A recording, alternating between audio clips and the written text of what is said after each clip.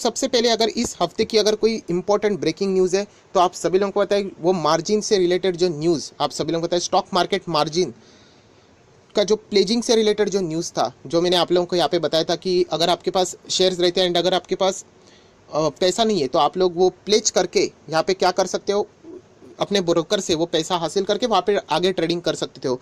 तो यहाँ पे मैंने आप लोगों को ये भी कहा था कि वो जो प्लेज हम लोग जब भी करते थे वो ब्रोकर्स के अकाउंट्स में वहाँ पे जाते थे, राइट। तो यहाँ पे वो नियम हटाने की बात की जा रही थी कि इसके बाद अगर आप लोग यहाँ पे जो नए नियम है उनको फॉलो करना चाहते हो तो उससे रिलेटेड जो गाइडलाइंस है वो हम लोग को 1 सितंबर पर देखने को मिली थी। मतलब प्रोसीजर बिल्कुल सेम रहेगा। मैंने ये भी आप लोगों को बताया था कि यहाँ पे अगर आपने ऑलरेडी ब्रोकर के साथ प्लेज करके रखे हुए तो आप पहले अनप्लेज कर दीजिए, बाद में वापस प्लेज के लिए अप्लाई कर दीजिए, तो वो जो भी शेयर्स है वो उसकी जो पोजीशन है वो आपकी अकाउंट में रहेगी। क्योंकि आप सभी लोगों को पता है कार्वी का जो इतना बड़ा स्कैम हुआ था वो इसी के कारण हुआ था। सो यहाँ पे हम लोगों को पता है कि 1 सितंबर से लागू होगा, ये यहाँ पे मार्केट ने यहाँ पे बोल दिया था। बट फिलहाल आप सभी लोगों को यहाँ पे पता है कि प्रॉपर क्लैरिफिकेशन यहाँ पे नहीं है, बहुत सारे यहाँ पे डाउट सामने आ रहे हैं। इनफैक्ट ये भी बताया जा रहा है कि प्रॉपरली टेक्निकल्स भी अगर हम लोग बात करें प्रॉपरली यहाँ पे अवेलेबल नहीं है।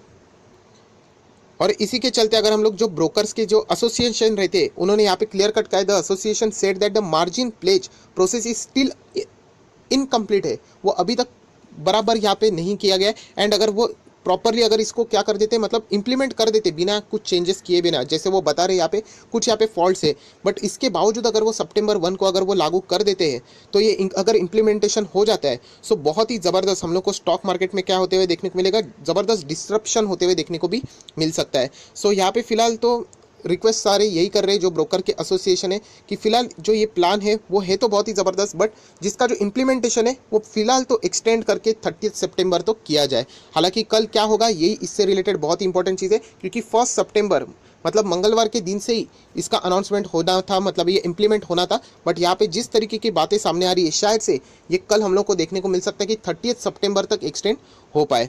तो देखने का कल के अगर हम लोग बात करें तो इम्पोर्टेंट सबसे बड़ी बात यही रहेगी जो कि यहाँ पे मार्जिन प्लेजिंग से रिलेटेड जो रूल है वहाँ पे कोई अपडेट आता है भी या नहीं सेबी की तरफ से, इसके ऊपर अभी हम लोगों ने नज़र ज़रूर रखनी है दोस्तों। उसके बाद अगर कोई इंपॉर्टेंट डेटा रहेगा तो डेफिनेटली फॉरेन इन्वेस्टर्स का डेटा यहाँ पे रहने वाला है। आप सभी लोगों को पता है जो अगस्त का मंथ है अभी जस्ट खत्म हो ही जाने वाले, कल के दिन आखिरी दिन रहेगा। तो यहाँ पे अगर हम लोग अभी तक बात करें तो बहुत ही ज़बरदस्त बाइंग यहाँ पे एफआईएस ने इस महीने में हम लोग को करते हुए देखने को मिली। ऑब्वियसली उन्होंने सेल भी ज़रूर किया है, बट अगर हम लोग नेट परचेज की अगर हम लोग बात करें सो 19,145.35 रुपीज़ इन करोड़ का यहाँ पे नेट बाइंग यहाँ पे एफआईएस की ओर से हम लोग को देखने को मिली। हालांकि अगर हम लोग बात करें डीआईएस की तो डीआईएस ने ज़बरदस्त यहाँ पे सेलिंग भी की है जो कि लगभग 11,000 से के आसपास 11,500 के आसपास रुपीज़ इन करोड़ के आसपास हम लोग को देखने को मिल रही है। सो कल अगस्त का आखिरी दिन है, आप सभी लोग पता है, तो वहीं पे हम लोग को देखना है कि फॉरेन निवेशक यहाँ पे कल के आखिरी दिन पे यहाँ पे क्या करने वाले हैं दोस्तों। उसके बाद अगर कोई इंपॉर्टेंट न्यूज़ रहेगी तो वो डेफिनेटली यहाँ पे पीएमआई का जो डेटा है उसके ऊपर यहाँ पे रहने वाला है। यस दोस्तों, यहाँ पे पीएमआई का जो डेटा लास्ट टाइम अगर हम लोग यहाँ पे बात करें जो हम लोगों को देखने को मिला था 47.2 हम लोगों को प्रीवियस मंथ में देखने को मिला था, मतलब जून के मंथ में हम लोग कह सकते थे। एंड अगर हम लोग जुलाई मंथ की बात करें तो वो रिड्यूस होकर 46 तक आ चुका था। सो ये गिरना अच्छी बात नहीं होती है। सो यही हम लोग को देखना है कि जो पीएमआई का डेटा है वो भी कब आने वाला है, यहाँ पे 1 सितंबर को हम लोग को रिलीज़ होते हुए यहाँ पे देखने को मिलने वाला है। सो यही आशा करेंगे कि ये डेटा एटलीस्ट 46 के ही अबाव यहाँ पे आ जाए तो ये एक अच्छी खासी न्यूज़ हम लोग को यहाँ पे शायद से देखने को मिल सकती है दोस्तों। उसके बाद अगर कोई इंपॉर्टेंट न्यूज़ है तो आप लोग यहाँ पे देख सकते हैं वो कोरोना वायरस से रिलेटेड है। ग्राफ यहाँ पे कंसिस्टेंटली बढ़ते ही जा रहा है, अभी तक हमारा जो ग्राफ है नॉर्मल नहीं हुआ है। लास्ट टाइम भी अगर मैं 29 अगस्त की बात करें जो डेटा अवेलेबल है उसके हिसाब से मैं बता रहा हूँ लगभग 76,000 से भी ज़्यादा हम लोग को एक दिन में इतने ज़्यादा इन्फेक्टेड पर्सन्स यहाँ पे देखने को मिल रहे हैं।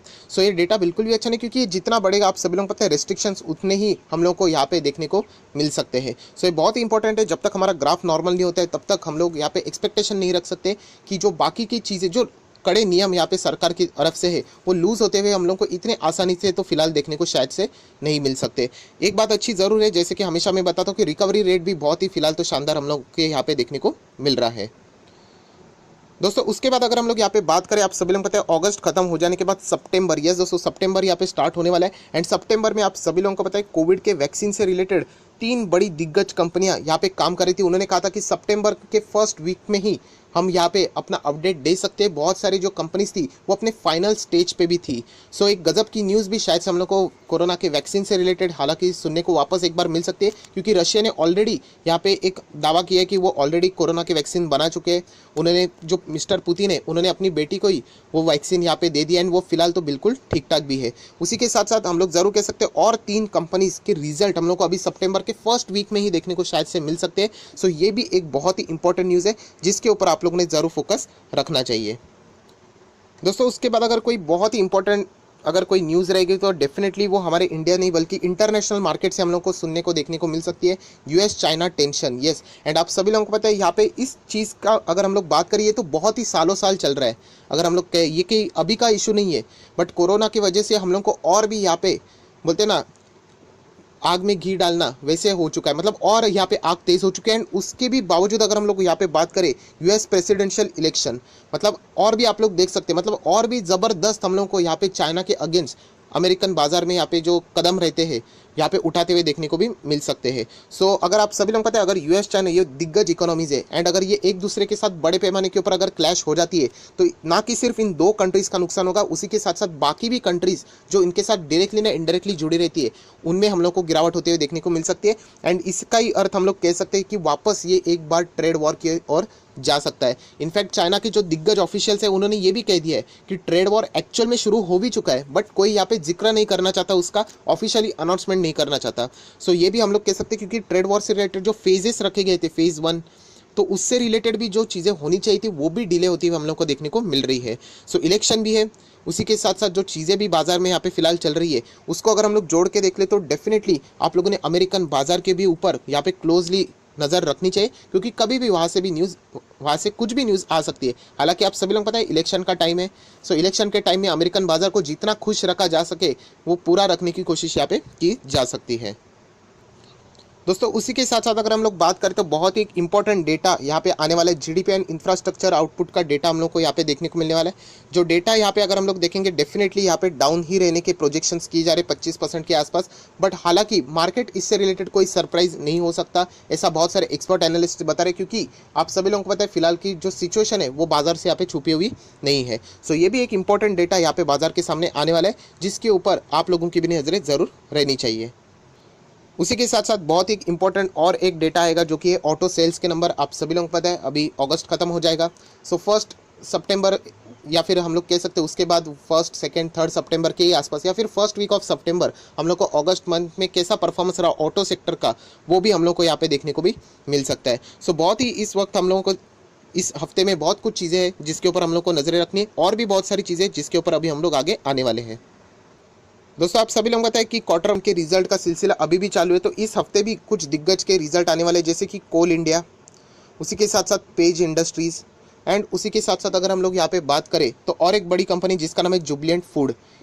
तो इन कंपनीज़ के हम लोग को यहाँ पे नतीजे देखने को मिलने वाले जो कि सितंबर के ही मंथ के फर्स्ट वीक में ही 1 सितंबर पे ही हम लोग को आते हुए देखने को मिलने वाले। और भी बहुत सारे कंपनीज़ हैं जो कि दिग्गज कंपनी जिनके अभी तक डेट भी सामने नहीं है, क्योंकि आप सभी लोग पता है सिचुएशन कैसी है। सो रिजल्ट इस वक्त का बहुत ही लंबा खींच चुका है जो कि आगे भी हम लोग को आते हुए देखने को भी मिल सकता है दोस्तों। उसके बाद अगर हम लोग यहाँ पे बात करें तो बहुत ही इंपॉर्टेंट पैरामीटर होता है जो कि होता है डॉलर टू INR। बहुत ही इंपॉर्टेंट चीज़ है। फिलहाल एक अच्छी बात है कि यहाँ पे 75 के नीचे अभी हम लोग को डॉलर यहाँ पे लुढ़कते हुए देखने को मिल रहा है, बट आप सभी लोगों को ये भी एक सच्चाई पता है कि ज़्यादा देर तक यहाँ पे जो इंडियन रुपी है वो स्ट्रांग नज़र नहीं आता है। सो डॉलर वापस कमबैक जरूर करता है, बट हम लोग आशा करेंगे कि इंडियन रुपी ऐसा ही परफॉर्म करे तो एक लॉन्ग रेंज का फ़ायदा यहाँ पे इंडियन रुपी को यहाँ पे एंड इकोनॉमी को मिल पाए। अगर हम लोग क्रूड ऑयल की बात करें तो फिलहाल अभी भी आप लोग यहाँ पे देख सकते हैं 40 से लेके 45 के बीच में ही हम लोग को क्रूड ऑयल के प्राइसेस यहाँ पे देखने को मिल रहे हैं एंड ये तब तक हम लोग कह सकते हैं यहाँ पे सारा बाजार यहाँ पे स्टेबल हो सकता है। बहुत ही ज़्यादा सस्ता होना